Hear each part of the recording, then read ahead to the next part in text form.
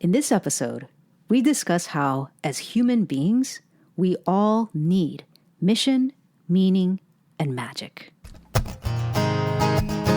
I'm Sienna. And I'm Toast. We're partners in love, life, and music, and we've been together since 2001. With each episode of this podcast, our goal is to help our fellow LGBT community members lift their lives to the next level. Aloha, everyone. Aloha! I stole your aloha. We both have an aloha. Did I to steal give. your aloha? Okay. Hello. Hi, everyone. Hope you're having a great day. And thanks for pressing play. Thanks for tuning in. Okay, so I don't know if any of you know, but we moved to Portland in January. Or actually, we drove up to the garage January 31st, right, of this year. Right. And I really have been loving the seasons. I know. Oh. Okay, so Sienna and I were both born and raised in Hawaii, where The land of sunshine. there's no seasons. Well, there's a wet season and a dry season, technically, right? Technically. And then both of us lived for a long time in Southern California, where Sunshine. there's no seasons, right? And now, yes, we've been In that part of California. in Portland for A few months. and are just amazed at how it can be snowing one week and then a few weeks later it's totally sunny and you can wear a t-shirt and shorts. It's like, what? Yep. So apparently that's what seasons are. But the plants have been incredible. Yeah. So when we moved into the place that we call home now, the plants were all bald. They were in the winter mode. And so and it was like, what plant is that? And oh, what's that? And, there's 2 trees in the backyard that were completely bald, just stick trees. And now they are just booming with leaves, blowing in the wind and glistening with beautiful leaves that kind of just turn like Fluttery. Yes, it's just Like amazing. coins that reflect the sunlight. Yes, and the neighbor has these. When we first moved in, there were these green, I don't know, bushes, plants, just kind of peeking over our fence, and it's like, look at that. Look at that plant. I wonder what that plant is. Well, people, it's a gigantic, abundant bush of pink roses. It's a pink rose bush that is just glorious, and it's in our yard because it's over our fence, full of pink roses. It's just so beautiful. I love it. And I have been loving it. And the other day, I went out to the front of the house, and there was a mysterious plant, and all of a sudden, it has magenta flowers. Like, it's been such a surprise. You'd be like, wow, look at that. Oh, wow, look at that. Yeah, it feels like Hawaii, but just the mainland version of Hawaii.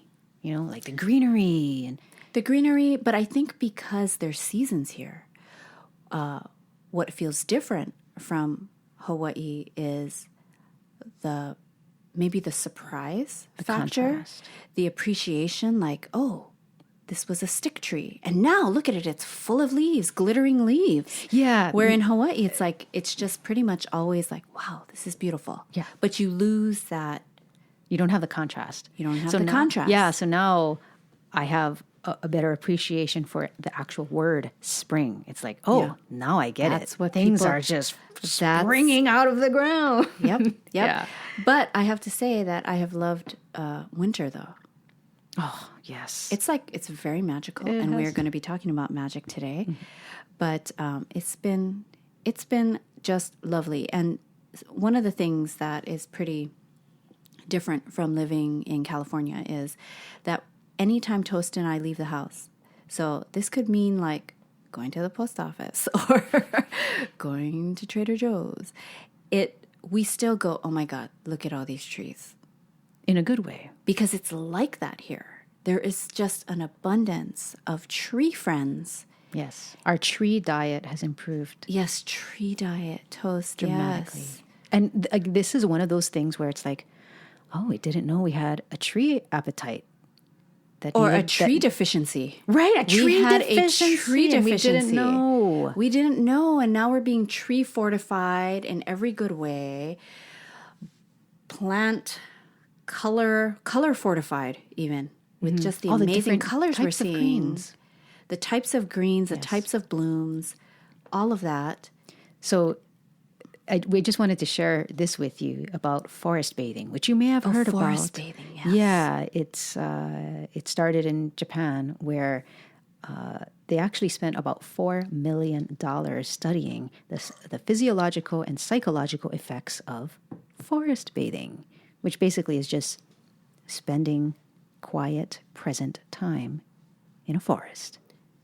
And they actually found that they measured the activity of human natural killer cells. So they call these NK, natural killer cells, in the immune system before and after exposure to the woods. And they found that these cells, the cell activity in the week after a forest visit increased. And get this, the positive effects lasted a month. That is crazy.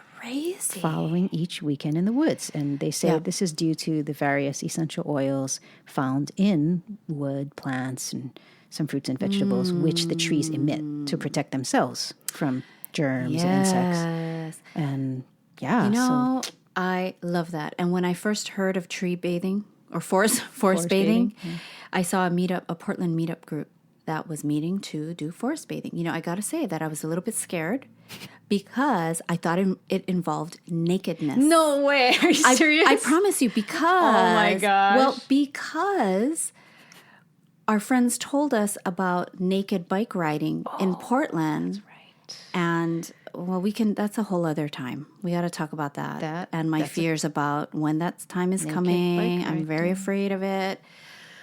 But what I will say, okay, so naked bike riding is kind of weird to me. I don't know... And maybe I'm just more afraid of it, afraid of seeing it. Maybe that's just the part of me that I don't know. But in general, I do embrace the weirdness of Portland, where they say keep Portland weird. Mm-hmm. I get it now. The other week, Toast and I saw an alligator, a person dressed up as an alligator. Not an alligator, playing a violin on the street. And that same day, we saw a unicorn. A person dressed up as a unicorn, drinking a can of soda. Walking down the street. Making his way back to the unicorn headquarters. I guess so. I guess. Yeah. Right on. But there are some California things I miss. Do you miss anything about California?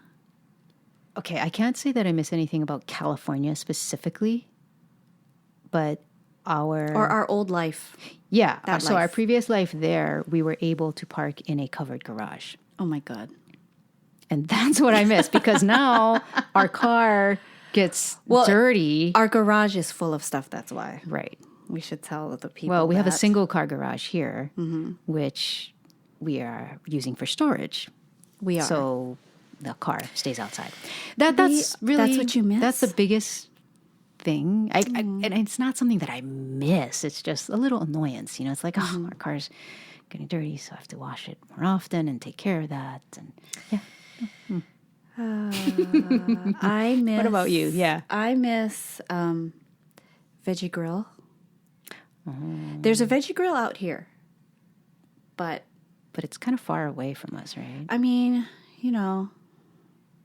I guess we could make the effort. But I really do miss Veggie Grill because I would eat it so often. Okay, so do you remember? I would eat it so often. I love, and we have to explain what Veggie Grill is, because only Southern California people know. Veggie Grill is not nationwide. Here. Oh, okay. Yeah, that's true. Yeah. Hello. But it's basically vegan. Everything is vegan. It's a vegan casual food restaurant where you stand in line, you order your stuff, you go sit down, and you put a number on your table and they come and bring you stuff and it's delicioso. It's so yummy. And I think that it just reminds me of home. You know, it's just like, oh yeah, just the comfort. Because I'm still, you know, learning out here, right? Right. Like still finding, like creating this place to really feel like home. Right. But because it's like I still don't know where stuff is, it's like it doesn't quite feel that yet. It takes time. But I also miss like the bird store, going to pick up the bird seed and seeing the cat Maggie at Wild and Limited Birds in Wild Torrance. Birds Unlimited. What did I say? Wild bird. I don't know. What did you say? Wild Unlimited? I don't know. But they have a cat named Maggie, and you can go in there and pet Maggie, and so I miss that. But energetically, I do miss the go-getter energy of do? California. I do. I do miss that. Interesting. Every once in a while, I miss that. Wow. You know, Portland has a very much more relaxed, laid-back feel here. Yes. Which I know you and I have needed, and we need that. But I do miss a little bit of the, you know, go get 'em vibe. Okay. So, anywho, Wow. maybe that's what's. That's maybe I am missing. What would that be? Magic? Why don't we get into? Well, okay. So our topic today is mission, meaning, and magic. And what brought this topic idea to the table is that a while ago, this was like many, many years ago, Toast wrote the beginnings of what I would call a wonderful book. And she's kind of looking at me because I know when I say that, she feels pressure. Do you feel pressure? Like that you have to finish that and make it into a book? Kind of, but it's a good, I would love to do that. Yeah. You know, it's just about, right, priorities and Yes. stuff like that. But yeah. But I got to say that when I had the privilege of reading it, I felt that so many of her ideas were really fresh. And in this book, she had a chart that laid out 3 needs that we all have. And to me, the way she put all of this together was just new. And so I thought, hey, you know, are you willing to talk about mission, meaning, and magic? Because I think our listeners would really benefit from it. I know I have. So there we go. Okay. All right. Yeah. So hopefully you guys can appreciate this. Mission, meaning, magic. The 3 human needs. So the reason I have them in this order is because I feel like this is how we as human beings, little babies growing up, we kind of come to fulfill these needs in this order. Mission. Oh, you know what? Okay. And Sienna had a great idea. We're going to use the movie, The Karate Kid, as a way to like kind of illustrate this as we go. So, okay, wait, but I have to. Do I have time? I know our podcast has been old going school long. Karate Kid. Okay, I have to say that my friend and I remember when I first saw that movie, and my friend and I took our money and rode the bus to Waikiki. Back then, you can just ride the bus to Waikiki and you're fine. And I guess you're still fine. I don't know. Are you fine? Well, people are so much more overprotective of kids these days. So, so I maybe don't know, that's why like I'm if getting you had that. done that, Lynn, these days, You then, wouldn't really let your kid just take the bus then to Waikiki. people would criticize your parents and anyways, crazy. So we went to see the movie and we loved it so much and we were just swooning over Ralph Macchio, just like woohoo. And you know, did I know I was a lesbian then? Probably not. I don't think I knew. I don't think so. But it came right around the corner of that, and we were just swooning over him. It was the thing to do. It was the thing to do. Did you know that he was considered like a heartthrob, a tiger beat kind of guy At the time? before you went to the movie? No, I think this is what. Oh wait, was The Outsiders before that? Anyways, we're going on a whole other. But just that's my memory of that movie. My friend and I stayed in the theater. This is when you could do that. Do this. Stayed in, watched the movie. kept our butts sitting down to watch it another time. Nobody came in to clean the theater in between. They did, but I think you could do that then. Oh, you know, you buy a funny. ticket Really and you could just interesting. hang out in there. So we did that. We watched it 2 times in a row. I remember watching it for the first time at a drive-in movie theater. What? Also on Oahu. Yeah. It was during the summer. It must have Cam been drive-in. That was Cam drive-in. Yeah, it must have been during summer break or something because that's when our family went to visit, my mom's side of the family in Pearl City. And I was going to ask you if you were making out with someone in the car. nope. You know, like drive-ins, right? That's what they Nope. say. Yeah. Well, yeah, not if your parents were there. Okay, anyways, so let's dive in. Okay, so the first one, mission. And what we mean by mission is just a sense of being expected to accomplish something, being expected to get something done, some kind of responsibility, like chores that maybe a kid has, right? Or homework you have to do, or you got to brush your teeth. So this is just stuff you're expected to do. Feed the dog. I think this sense of being expected to do something, to be useful somehow, that's actually something that we all as human beings need. We need to have that placed on us. Right. So that's why it's the first one. And our example from the Karate Kid is, as you may guess, is wax on, wax off. Right? It's like he's just been given a job. Like, get this done, right? Paint the fence, Yeah. sand the floor. And he does it. And he's okay doing it for a while. He's okay doing it for a while. Right. But then, and this is what happens when we're kids too, is like, then we need to have a question answered of like, why am I doing this? What's the meaning, right? And that's the second need that we have as human beings, just psychologically. We need to have a mission. We need to have a sense of something expected of us, a duty that we need to do. But then we also, as we mature, we realize, wait a minute, I need to know why I'm doing this. There needs to be a meaning to it. So because we're not like robots. Like we can't just... Right. It's not enough It's just not to going to last for us to just show up and do something. Right. Right. And that's why I mean, it's and that's the interesting thing, I think, is like, one form of punishment is being told, okay, move all of these rocks to the end of the field. And then you do that. And then it's like, okay, now move them back. And move them back again. You know, you can be in a job or have a task that if it's meaningless, it's torture. Yeah. It's That's true. And some people will go through many years of their life just in mission, I have to say. But because these other needs, meaning and magic, are truly needs. They're valid needs, I think. that Yes. fortify the human spirit, there will be some discontent along that road.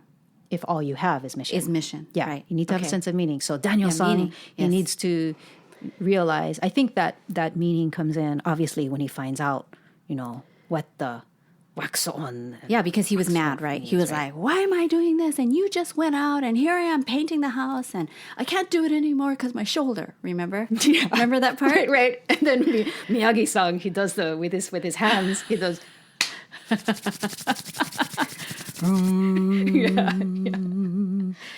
And Daniel Sung is like, ow, ow, ow, what are you doing? Ow. and then Miyagi is like, no, wax on. Right. And then he realizes that all those moves, There's a meaning to it. yes, There's an actual greater purpose. right. And the purpose, in case people, I don't know, there might be some people who didn't see the movie. So what was the purpose? Oh my gosh.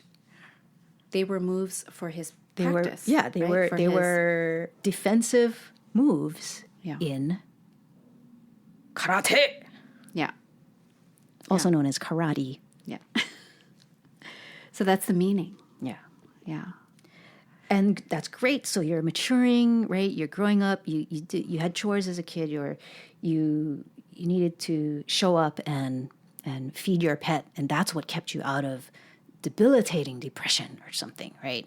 I know that animals have saved a lot of lives simply by being, Animals. right? By being the one that somebody they depended on. They depended on their caretaker, and their caretaker needs to be depended on. So they show up, and that pulls them through a hard time. So Animals. mission, meaning, and then the third human need I love this one. is magic. Magic. And this one I feel is a little tricky because it's magic. How do you explain magic? I think the point is you can't. Yeah, Right? I think the closest we can come to conveying what we mean when we say magic is a sense of hope that things can be different, the hope that things can change. And I think that comes through in a big way in this Karate Kid movie. It comes through in many ways, but I think the most obvious way is the hope that Daniel doesn't have to keep getting beaten up. And the hope that this kid from wherever he was he from Brooklyn? You know, he uproots Reseda? from his, well, that's where he moved to, right? So he gets that uprooted it? from his life that he knows. Oh, that's right, yeah. Says goodbye to his former girlfriend. They drive all the way across, go live in Reseda, and that this kid who was in a different, economic background from all of his, I guess, enemies, right? The bullies. Yeah, the bullies. Yeah. And from the girl he loves, just a different background, all of that stuff, that could he actually take it further and beat those guys? Beat meaning win, like could he win? Could he change the pattern? Could he change Right? the pattern and win the girl? I mean, he already did win the girl, but he didn't feel deserving of her, right? So he wanted to show, like, look, I am deserving of you.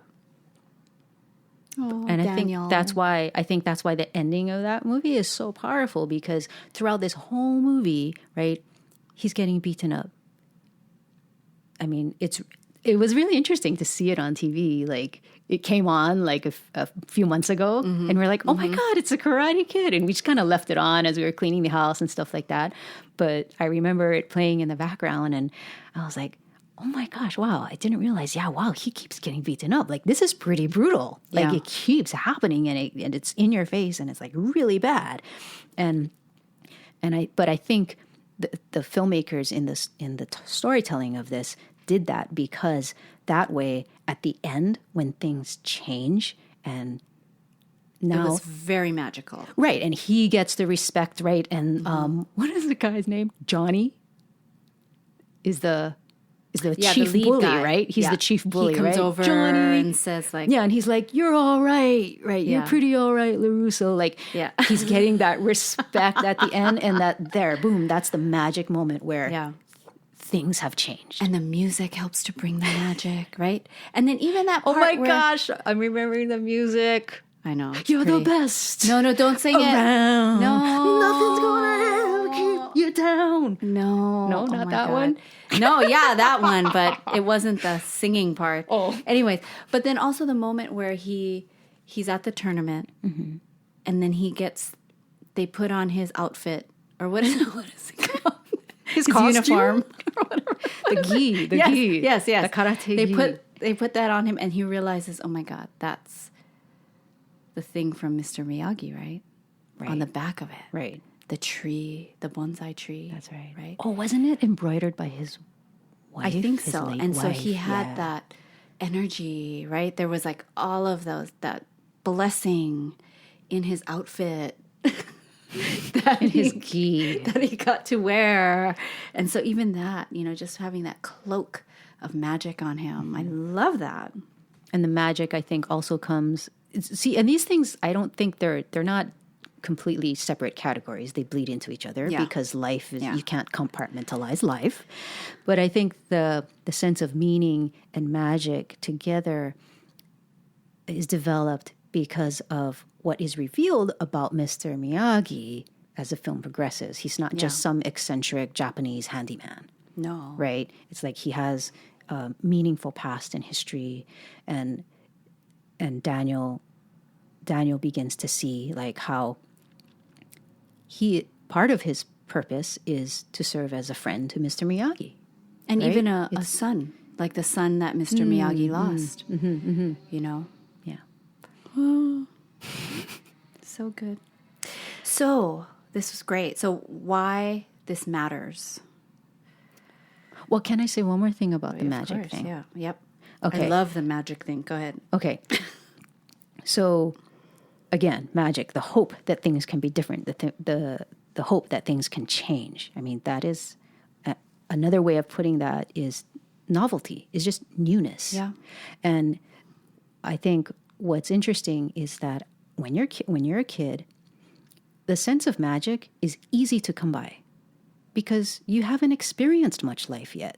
Yeah. Everything That's is true. new to you. You know, it's your first time going ice skating. It's your first time eating bananas Foster. Like, wow, there's all these new things that are just naturally new to you. Yeah. But I think as we grow up, this sense of magic is harder and harder to come by if you're not purposefully, you know, Making room for it. putting yourself into new and different situations by traveling, by, you know, by visiting new places or doing things that scare you, Yeah. you know, even a little bit. Yeah. Because I think that's what's so valuable about that advice of do something that scares you regularly, right?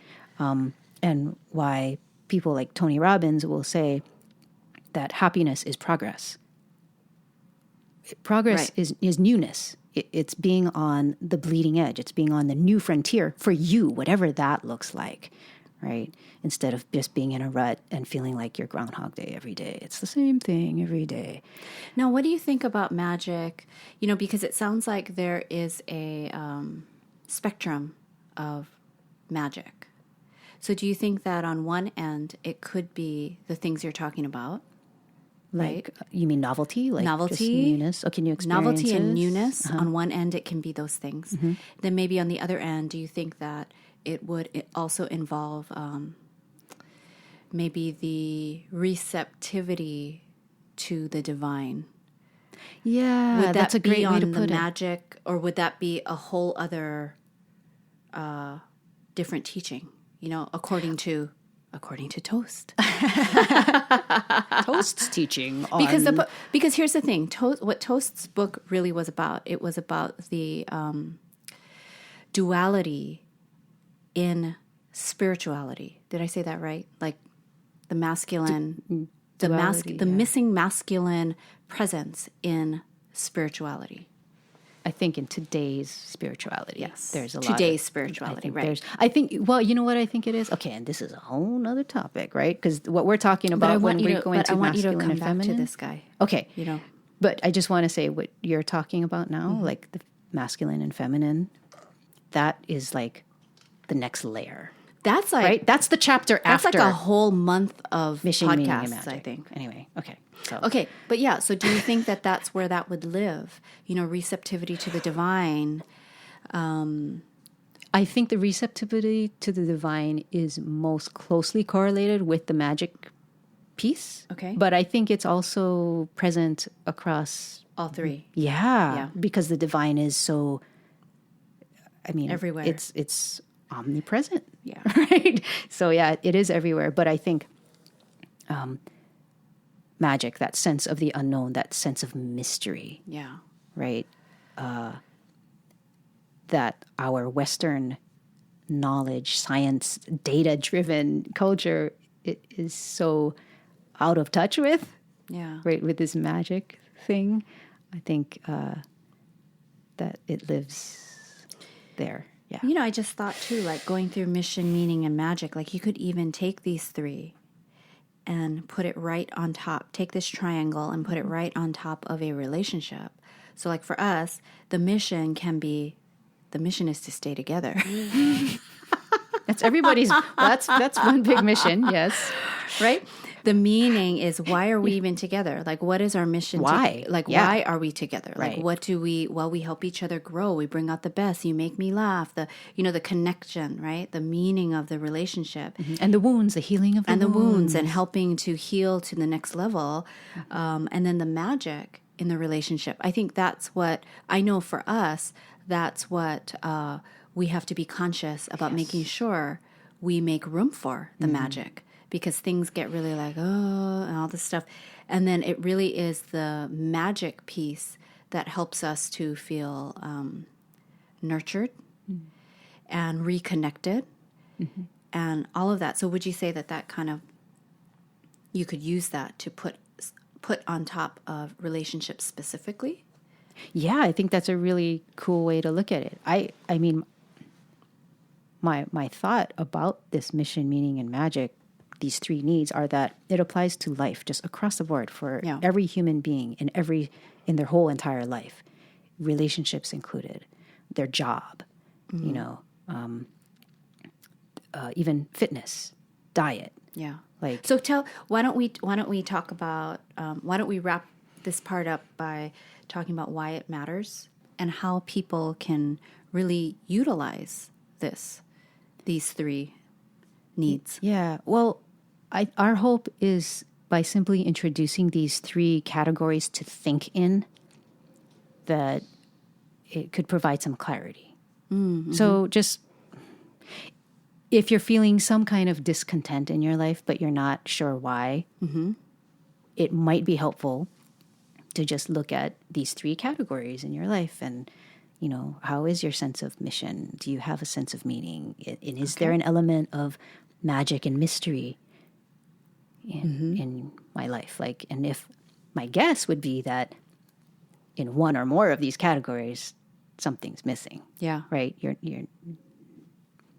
not enough is being expected of you. Maybe you don't feel used in the mission sense, or you're working hard, but there's not a sense of meaning that you believe in, or, you know, you're just bored. Yeah. There's not enough the sense of mystery and novelty and newness. Yeah, you know, and I just thought about it. That's what vacations are, for magic insertion. Yes, yes. You're like, oh, wow, look at this place. And you're just like, it's that awe. Yeah, you're taking in the Wow, newness look of at a this. place. Wow, look at that. Yeah. Yeah, you're vacating your old, you know, habitual routine. Yeah. Yeah, totally think that's why the vacation thing is like, oh yeah, it is magical. The presentation of a vacation. It's like, That's reminding me of that funny YouTube. Oh my God. That guy. What's his name? We saw him on Will and Grace. Yes. He plays Jack's new boyfriend. Estefan Gloria. He plays that. He's a steward, a flight attendant, boyfriend of Jack. And anyways, this actor, Brian Jordan Alvarez. That sounds right. Yeah. He is just hilarious. Anyways, he has a YouTube channel, and one of his little skits, he does like a bunch of very short, entertaining skits.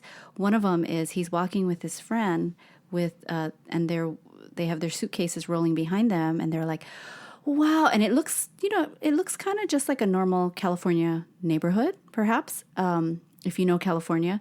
And so they're walking and they're like, wow, oh my gosh, wow, everything looks so good. You know, when you're on vacation, it's just like, look at those plants. And they're looking and pointing out very ordinary. Look at that building. Type things. Oh my gosh. And then they get closer to the building and he goes, oh, this is my house. And they're kind of making fun of how of vacation when you're traveling. Yep. Everything. You just see Everything's magical. Yeah, it's like, wow, look at this fence.